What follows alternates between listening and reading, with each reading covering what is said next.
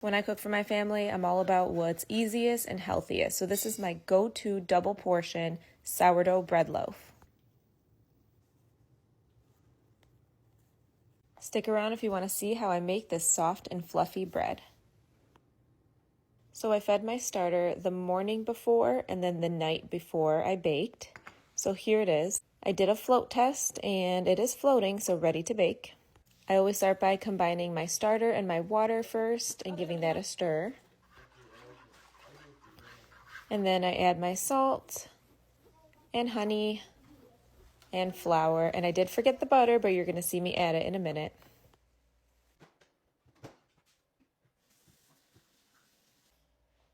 There goes my butter.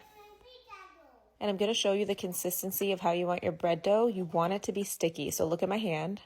Sticky. That's okay. After combining all ingredients, cover and let it sit 30 to 45 minutes. Doesn't have to be perfect. I wet my hands before my stretch and folds to make it easier so it doesn't stick. So this is how I do my stretch and folds. You can do what works for you. Don't even time these anymore. I just do what works with my day. Sometimes it's 20 minutes later. Sometimes it's an hour later that I stretch and fold it. So after your 3 to 4 stretch and folds, you pretty much just let it sit all day long. I had plans all day, so this was like 9 hours later. You can always refrigerate it to slow down the process and bake it the next day. So I don't measure, I just kind of split it down the middle after I let it fall onto the table. Stretch it out into a rectangular shape. I wet my rolling pin so that my rolling pin doesn't stick to the dough. And fold that into the middle, fold the other side, and just roll it up. And then pinch, just so your bread doesn't fall apart. Pinch the ends, pinch all around. Then I put it into my pan with parchment paper that has been greased. Cover with saran wrap and let it rise again.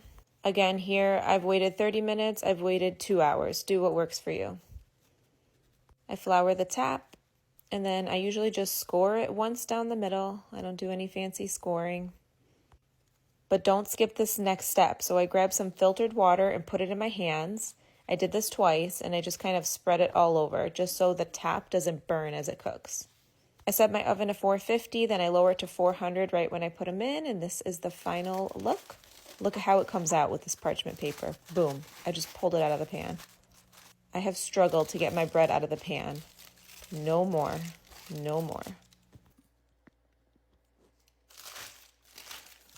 Bake until the internal temperature is around 200 degrees, and just check it the last few minutes so it doesn't burn or overcook. Let me know what you guys think.